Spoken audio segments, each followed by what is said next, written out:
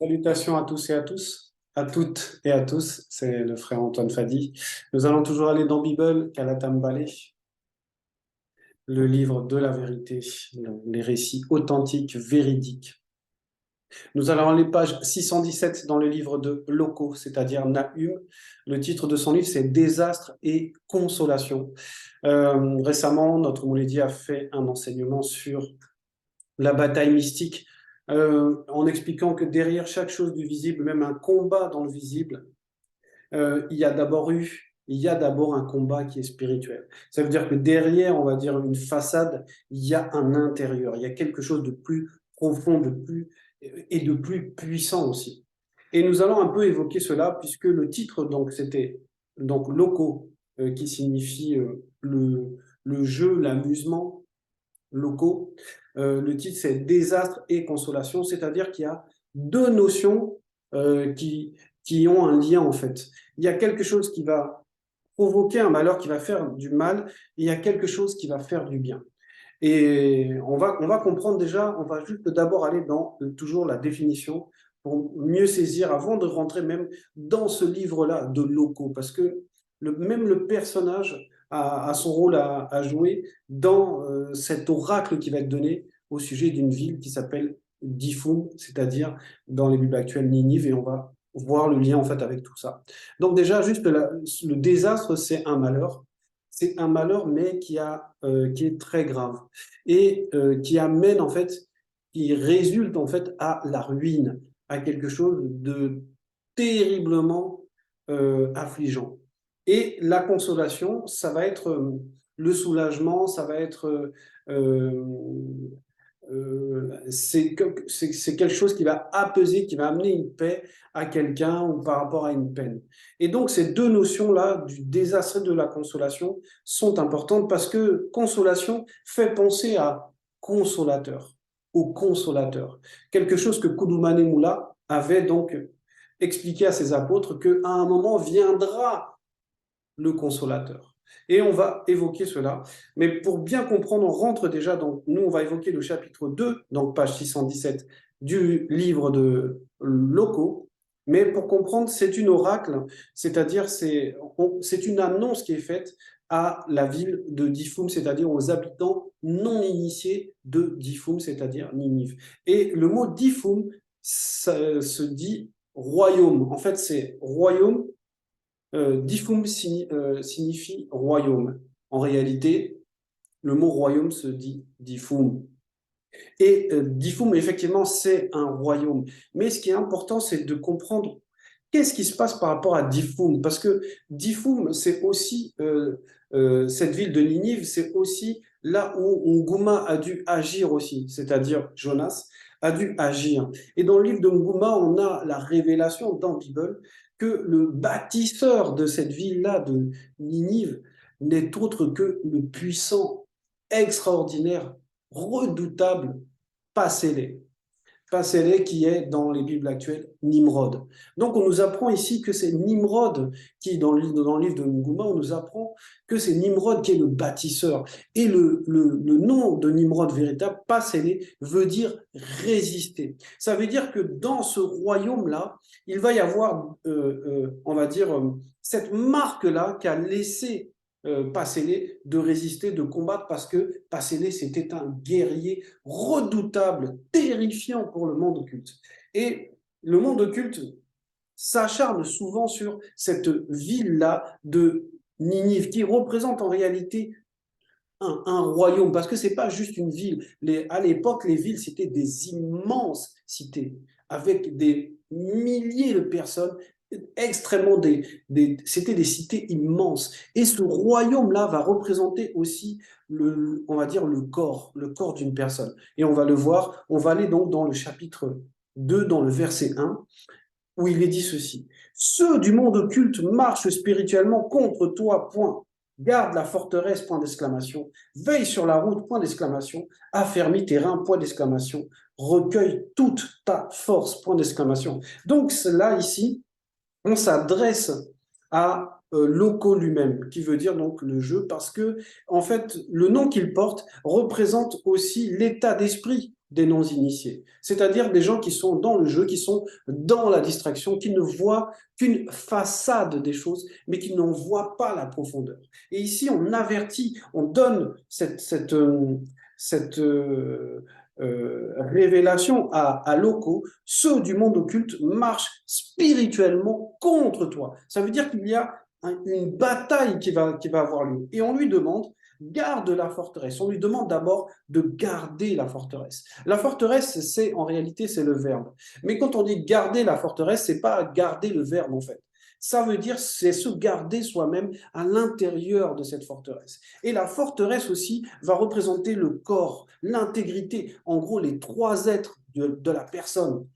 Donc d'abord le corps, parce que c'est le corps qui doit être aussi fort, c'est le mental qui doit être aussi fort. Et pour cela, il faut que l'esprit soit nourri par le verbe. Donc on avertissait locaux, on avertissait en gros ceux qui sont dans la distraction de veiller en fait, de faire attention à leur marche, parce que à cause de la distraction, ils peuvent s'éloigner du chemin et être donc piégés par le monde occulte. Parce que la distraction, c'est quoi?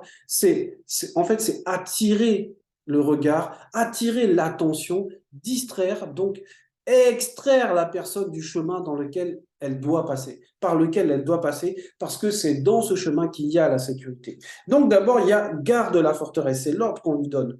Ensuite, on lui dit, veille sur la route, parce qu'effectivement, le peuple aussi était sur une route, il est sur un chemin. Et le fait de veiller sur la route, ça veut dire aussi veiller sur la conduite, puisque la route ici, le chemin, c'est la manière dont on observe les commandements.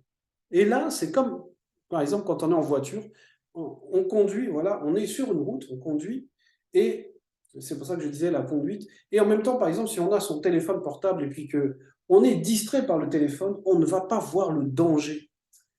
Donc, on ne va plus être en veille, en fait. Et c'est là qu'on va s'exposer aux circonstances. C'est là qu'on peut avoir la collision ou autre chose, un imprévu, parce qu'on est rentré dans une distraction. Donc, c'est normal que d'abord, on doit avoir une forme de bienveillance par rapport à soi, ce qu'on appelle garder la forteresse. C'est-à-dire être dans un état conscient que le danger existe et qu'il va falloir se protéger lorsqu'on emprunte ce chemin. Et maintenant, quand on emprunte ce chemin, il faut veiller, veille sur la route, point d'exclamation. Donc, veille sur ta conduite, il faut veiller. Et veiller, c'est par exemple, dans notre cas à nous, tous les jours, nous avons des exhortations. C'est pas comme dans les fausses églises ou dans n'importe quelle religion où les gens se voient, ils vont le dimanche, etc. Nous, c'est tous les jours parce que l'esprit doit être nourri tous les jours. La veille, c'est le fait d'être, on va dire, tout le temps actif. C'est pour ça que tous les jours, on a des enseignements, des exhortations pour nous fortifier dans cette marche. Et ensuite, c'est affermis tes reins, point d'exclamation, recueille toute ta force, point d'exclamation. Et là, c'est magnifique parce que ces deux notions sont liées, ces deux phrases-là sont liées. Affermis tes reins d'abord, il faut affermir les reins d'abord, et ensuite, c'est recueille toute ta force. Et pour comprendre, c'est que quand on dit affermir les reins, comme vous le savez, il y a deux reins. Il y a deux reins. Et les reins ont une fonction vitale dans le corps. Et ça, c'est du point de vue, on va dire, physique. Mais souvent, on compare les reins à la force. C'est pour ça qu'on dit des hommes, par exemple, ah oui, lui, il a le coup de rein. Il a le coup de rein. Parce que les reins vont symboliser un endroit d'où émane une grande puissance. Et pour comprendre, on va aller voir l'histoire de Bai, celui qu'on appelle Élie. Bai, on va lire un petit peu quelque chose qui s'est passé par rapport au fait d'affermir les reins. Qu'est-ce que ça voulait dire vraiment? Qu'est-ce que veut dire vraiment affermir les reins? Et pour cela, on va aller dans Dina Ewa. Alors, Dina Ewa, non,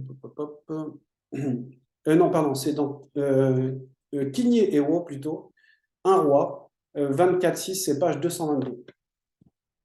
Page 222.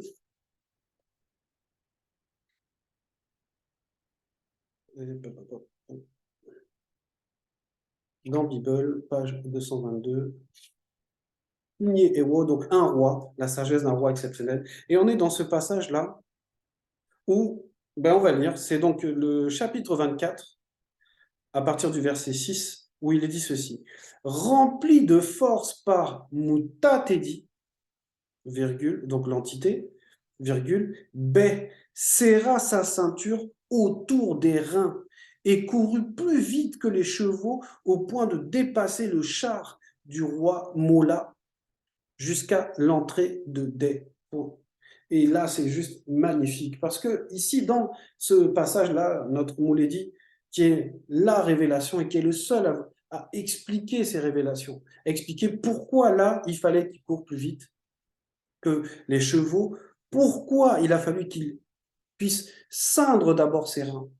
Parce que on va relire, rempli de force par Moutatedi. Ça veut dire que Moutatedi, par les paroles, les encouragements, l'ordre que donne le guide, c'est-à-dire Moutatedi, celui qui guide et qui initie et qui intronise aussi, là, Bé va serrer sa ceinture. Ça veut dire qu'il va mettre une ceinture, et là on dit bien autour des reins. Et quand on revient dans notre passage, donc toujours le verset 1 du chapitre 2 du livre de Locaux, page 617, où on te dit affermis tes reins, rends-les fermes, c'est-à-dire en gros, mets ta ceinture. Parce que dans cette ceinture, et c'est ce que B a compris des paroles du Moutatedi, ce que B a compris, la révélation profonde, c'est que c'est par la ceinture que l'énergie a été transmise par Moutatedi.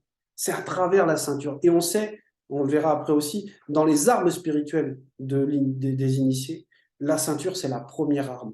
Et dans cette ceinture, il y a une énergie, en fait. Et c'est cette énergie qui est donnée au rein. C'est pour ça qu'il va courir, parce que l'énergie, même, on va dire, le mouvement des jambes, va se faire parce qu'il y a une puissance à l'intérieur de cette ceinture qui est transmise au corps.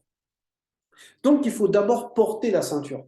Et c'est quand on porte la ceinture maintenant, comme on a vu le cas de Bay, il y a une révélation de pourquoi il fallait qu'il court pour les chevaux. Mais si le bal le permet, peut-être que ce sera évoqué plus tard.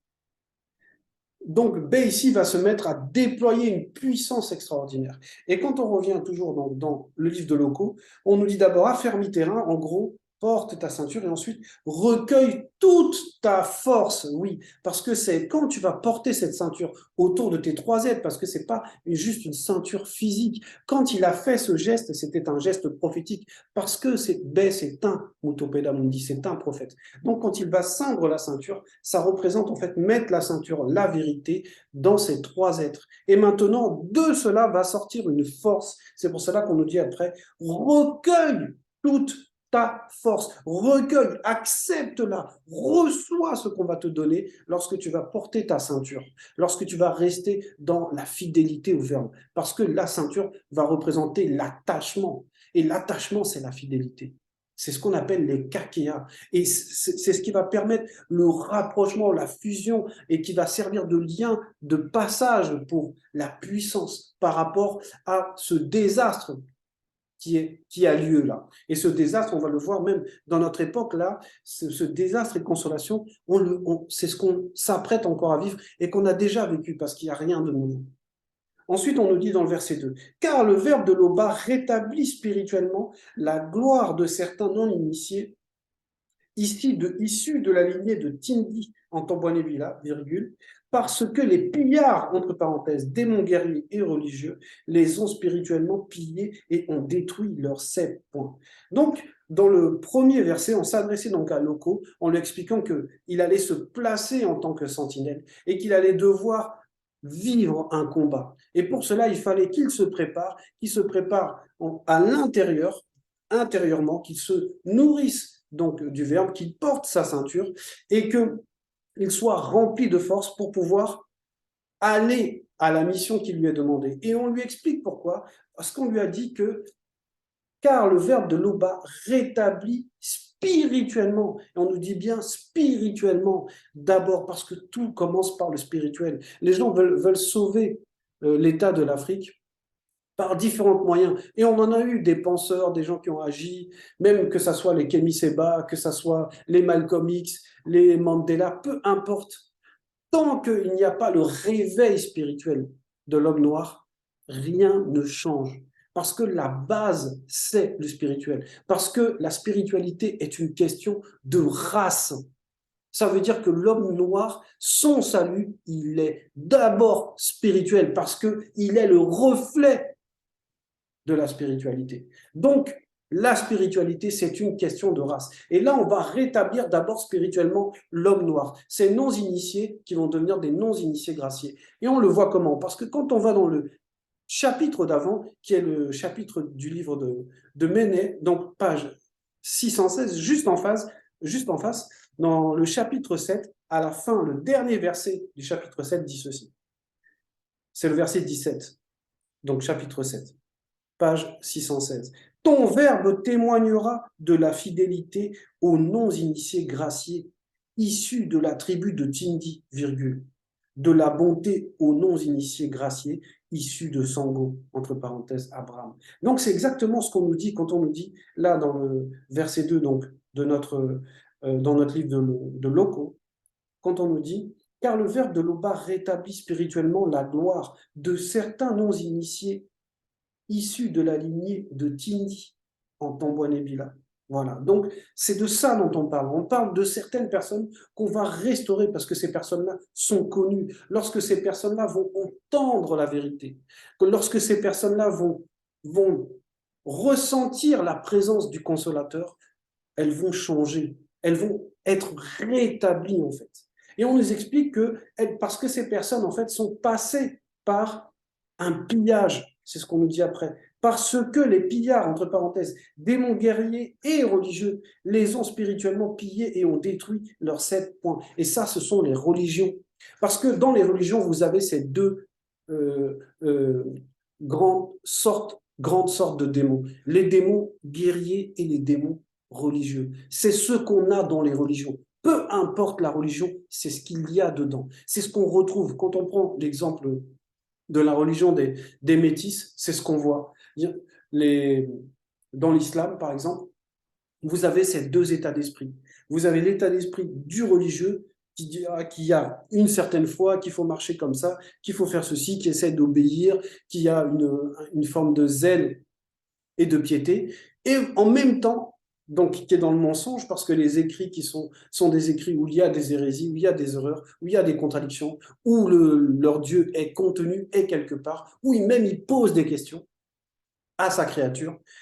Et en même temps, il y a l'aspect du démon guerrier, c'est de partir en guerre, c'est d'aller faire des croisades, c'est d'aller faire des djihad, parce qu'il y a les deux. C'est pour ça que les personnes vont, que tu sois, on va dire, d'un côté, ou que tu sois de l'autre, tu vas prier le même Dieu. Avant d'aller tuer ton prochain, d'aller égorger une personne ou d'aller égorger un animal, tu vas prier le même Dieu. Avant d'aller faire tes récitations, tu vas prier le même Dieu. Parce qu'il y a dans cette religion, il y a les deux types. Il y a les démons guerriers et les démons religieux. Et chacune de ces religions qu'on dit soi-disant monothéistes ont toutes été imposées aux hommes, et surtout à l'homme noir.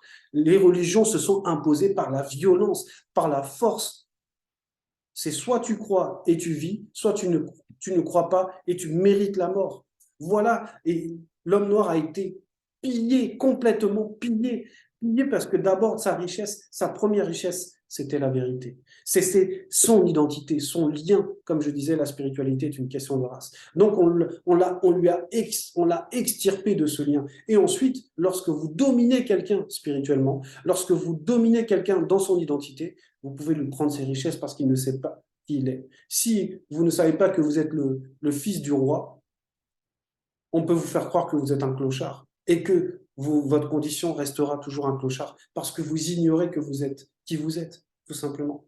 Donc, ça veut dire que là, on a bien dit, hein, c'est certains non-initiés, ça veut dire qu'ils ne le seront pas tous. Ce n'est pas tous les non-initiés qu'on va sauver parce qu'il y a le libre arbitre, il y a ceux qui ne veulent pas, il y a ceux qui sont des idolâtres, qui veulent rester dans leur religion, même s'ils entendent la vérité, même si au fond d'eux, ils savent que c'est la vérité, ils préfèrent rester là où ils sont, soit parce qu'ils ont peur parce qu'on leur a dit, on leur a dit que s'il n'y a pas d'autre nom qui est donné à part le nom de Jésus, et que celui qui ne croit pas en Jésus, en gros, qui vient après, ils disent l'antéchrist, mais c'est l'antichrist, si on corrige réellement. Donc les gens sont apeurés dans les religions. Ils se disent que, mais si je laisse et que je me trompe, je vais aller où? Et voilà. Et là, on met en place quoi? On met en place la notion de l'enfer, en disant que tu vas brûler, tu vas souffrir, que ça va être l'horreur pour toi. Voilà. Et c'est ça le schéma, c'est ça le plan occulte, c'est d'amener une idée que le créateur agit comme une créature, alors que le créateur n'a rien à voir avec la créature.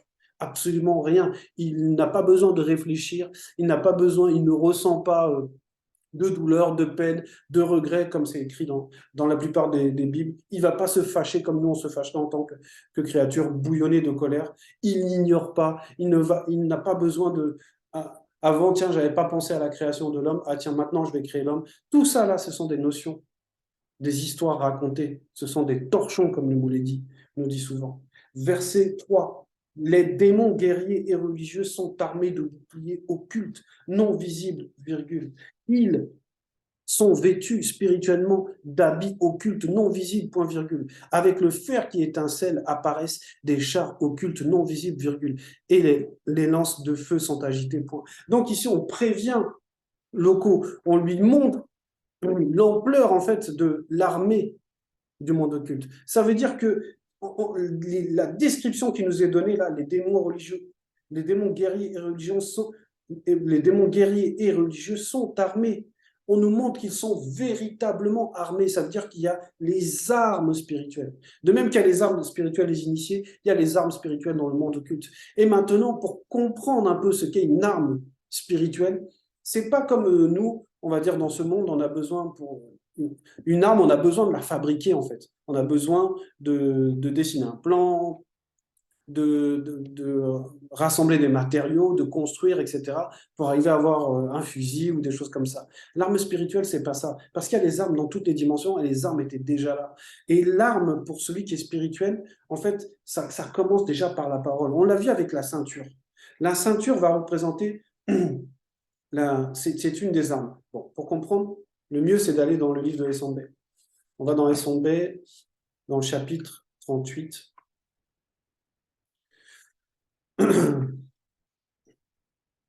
Voilà, c'est page 756, c'est le chapitre 38 dans le livre de Essambé, les armes spirituelles des initiés. Et quand on va dans le verset, on va commencer au verset 6. Ainsi vient, virgule, quand viendra le jour mauvais, virgule, vous pourrez résister à l'adversaire et, virgule, après avoir combattu jusqu'à la fin, virgule, vous tiendrez bon encore fermement votre position. Point. Et ça, c'est ce qu'on a vu, c'est ce qui était donné en fait quand on disait de garder la forteresse. C'était de tenir fortement la position, de ne pas se décourager, de ne pas abandonner, de ne pas être d'entrer dans l'apostasie, par exemple. Verset 7. Tenez-vous donc prêts, deux points. Ayez la vérité pour ceinture autour de la taille de vos trois êtres, point, virgule, portez spirituellement la droiture pour cuirasse. Donc, on vous montre déjà la première des armes, c'est la ceinture. Et parce que la ceinture, en gros, la vérité, c'est le verbe.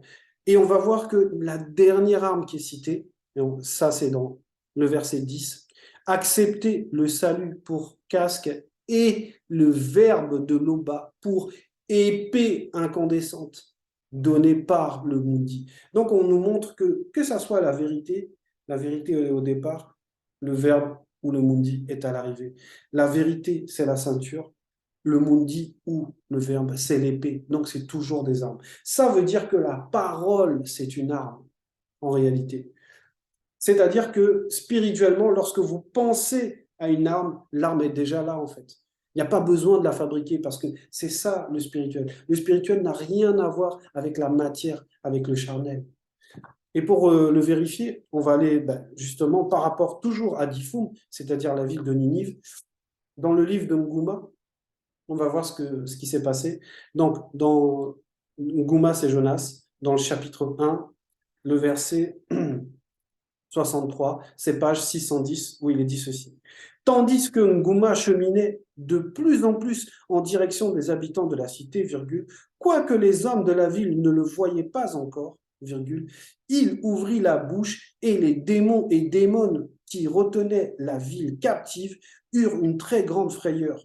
virgule, car il voyait spirituellement sortir de la bouche de Nguma une grosse épée pointue à double tranchant, d'une puissance extraordinaire. Donc, c'est fabuleux.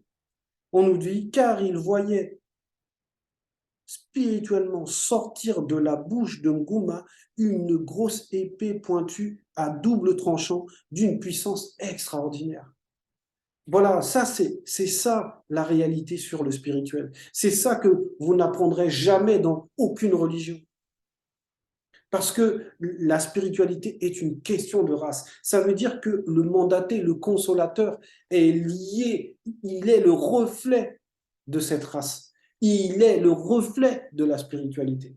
C'est pour ça que dans ce livre de Locaux, le consolateur est très important. Parce que quand on a parlé tout à l'heure dans le verset 2, car le verbe de Loba rétablit spirituellement la gloire de certains non initiés, c'est parce que dans ce désastre-là, va apparaître le consolateur. Et ce consolateur, il était déjà annoncé. Cette consolation était annoncée par le vrai Christ, Koudoumane-Moula lui-même.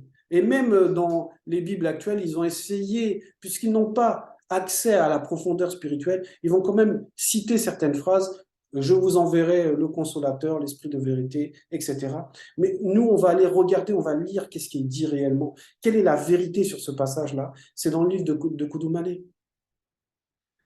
C'est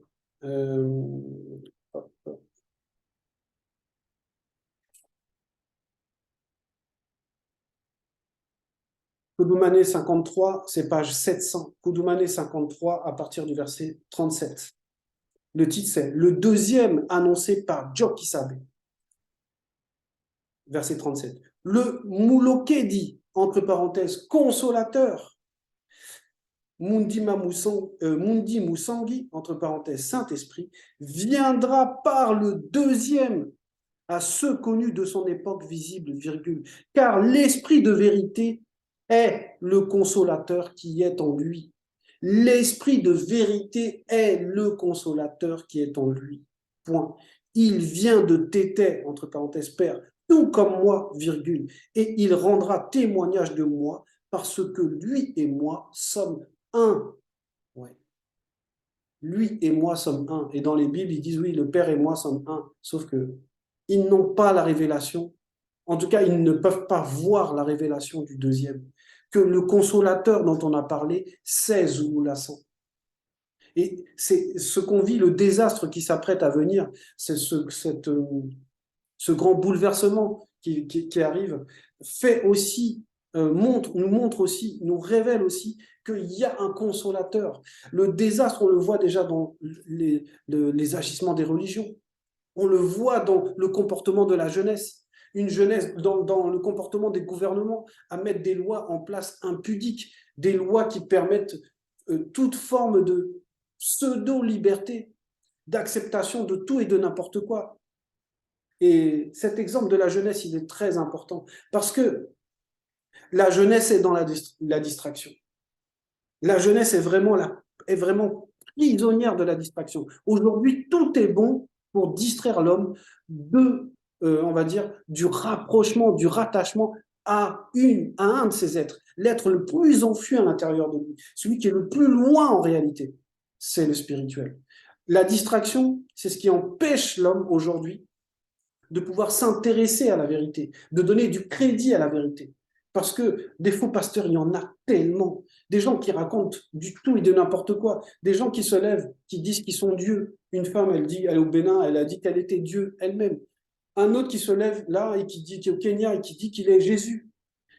Des aberrations, de la folie. Et notre jeunesse, elle est prisonnière de ça. Le comportement des jeunes aujourd'hui se limite à écouter de la musique avec, on va dire, d'un niveau de ce qu'on appelle des MJC, c'est les maisons de jeunesse et de culture, de jeunes qui sont dans la rêverie totale, qui sont déconnectés de la réalité, qui pensent que réussir, c'est avoir des belles voitures, des belles montres, des femmes nues dans les clips.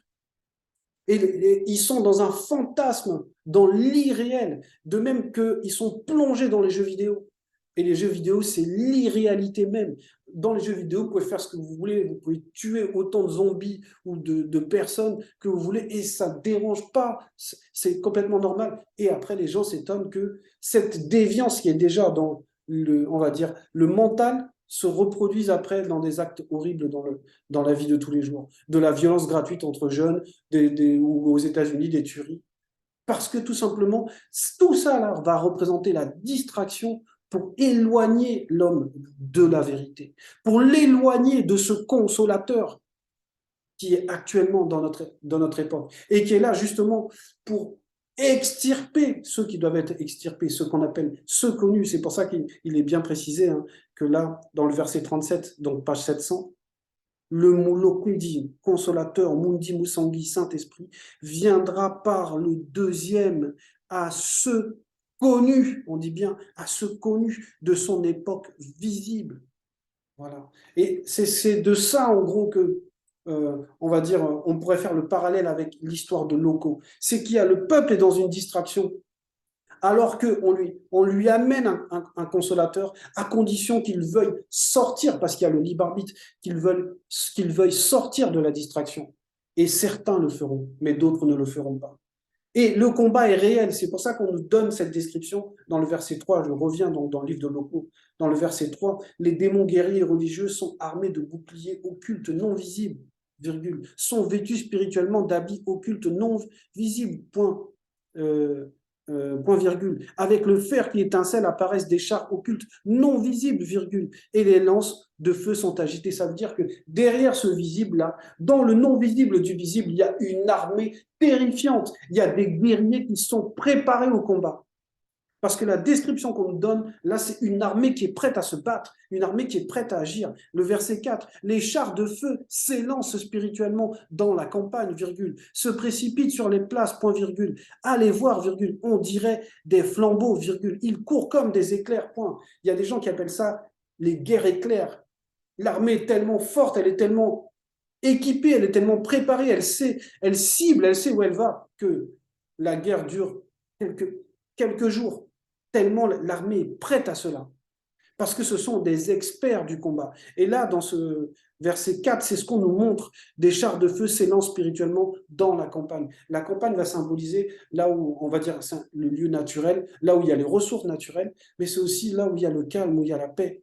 Et on nous explique qu'ils passent d'abord là où il y a le calme, où il y a la paix. Et ensuite, ils vont vers les villes. Donc, c'est comme quand vous voulez envahir un territoire. Vous n'attaquez pas tout de suite la capitale. Vous passez par on va dire les villes frontalières et vous avancez petit à petit jusqu'au cœur. Et c'est exactement ce qu'ils font. Sauf qu'ils le font, vu que c'est spirituel, c'est d'une rapidité et d'une précision foudroyante. C'est pour ça qu'on nous donne l'exemple des éclairs. Ils courent comme des éclairs. Ça veut dire que l'ennemi, il est puissant et il est dangereux, il est déterminé. Et on avertissait locaux et on va dire les non-initiés de sortir de la distraction parce qu'en face, ils sont déterminés à faire mourir le maximum de personnes. Le maximum, le monde occulte va le faire mourir le maximum d'hommes noirs dans l'anti-vérité, dans la fausseté, dans le mensonge, dans le sensationnisme. C'est pour ça que le combat, il est réel. Le combat est réel.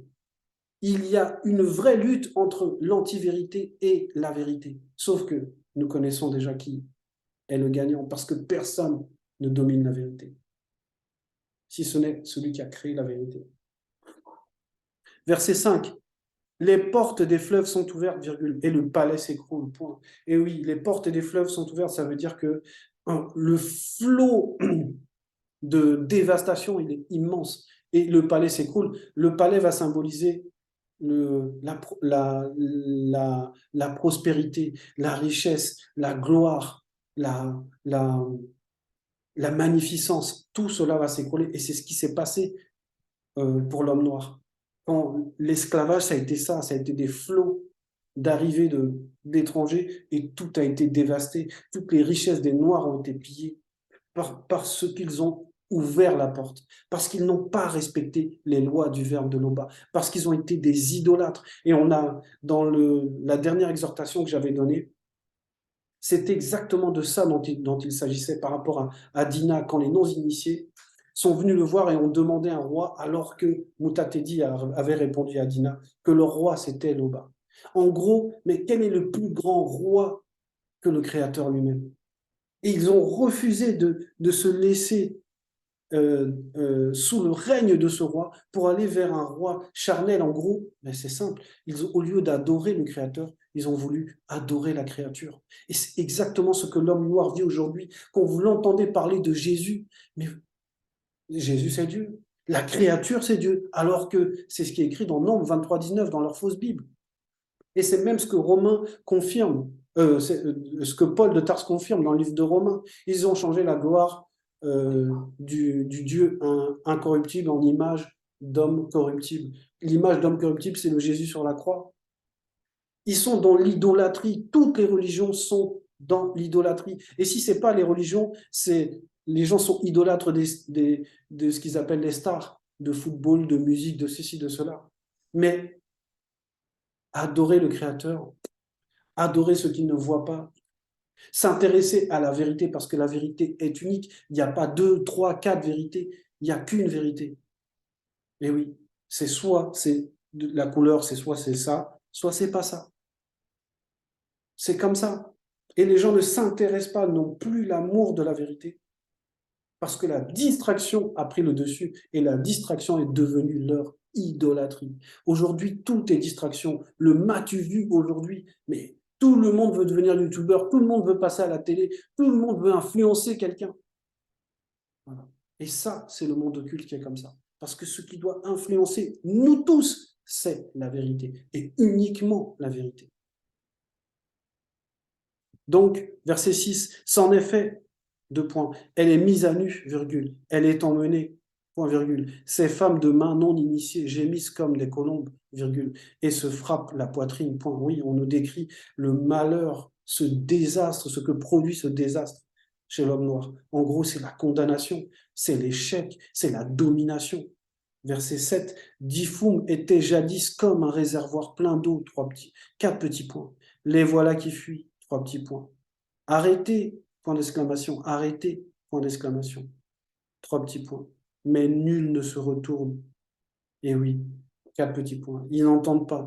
Diphoum, comme je disais, Diphoum, c'était le royaume. Parce que celui qui avait bâti ce royaume c'était un guerrier exceptionnel. C'était un homme, un fils de moto exceptionnel, passez-les. Et quand on dit que c'était comme un réservoir plein d'eau, ça veut dire qu'il était plein de bénédictions. Ce royaume était plein de bénédictions. L'homme noir était rempli de bénédictions. Et aujourd'hui, les voilà qui fuient. Oui, ils fuient parce que, en gros, vu qu'ils n'ont plus de guide, chacun va courir comme là où on va dire, où sa pensée, sa sensation va l'emmener. Chacun va aller dans sa religion, chacun va chercher une issue. Et c'est ce qui se passe lors des guerres. S'il y a un conflit là, en Europe, les gens vont fuir, puisque les gens ne sont pas dans la vérité, ne vont pas vers le consolateur, ne cherchent pas la vérité. Mais chacun va aller, on va dire, vers sa propre loi. Chacun va fuir, va essayer de trouver sa manière à lui de s'en sortir. Les voilà qui fuient. Arrêtez, arrêtez, c'est-à-dire qu'on les prévient. Non, c'est pas comme ça. Il faut que spirituellement, il faut revenir à la source d'abord. Mais on nous dit quoi? Mais nul ne se retourne. Nul se retourner, ça veut dire changer de direction. Ça veut dire prêter attention à la voix qui s'émane là. Prêter attention au consolateur. Prêter attention à celui qui connaît le chemin. Mais personne ne se retourne. Verset 8. On pille, virgule, on dévaste, virgule, on ravage. Point d'exclamation. Et les cœurs sont abattus, virgule. Les genoux chancellent, virgule. Tous les reins souffrent. Et oui, on reparle des reins là. Tous les visages pâlissent, oui. Parce que là, en gros, ça symbolise quand on dit les cœurs sont abattus. En gros, les trois êtres sont complètement dominés par le monde occulte. On pille, on dévaste, on ravage. Il y a trois notions. On pille, on dévaste, on ravage. Et c'est exactement ce qu'on vit actuellement. L'homme noir est passé par là, et là, les conflits, là, le monde va être dans la confusion. Le monde, là, va être dans la confusion.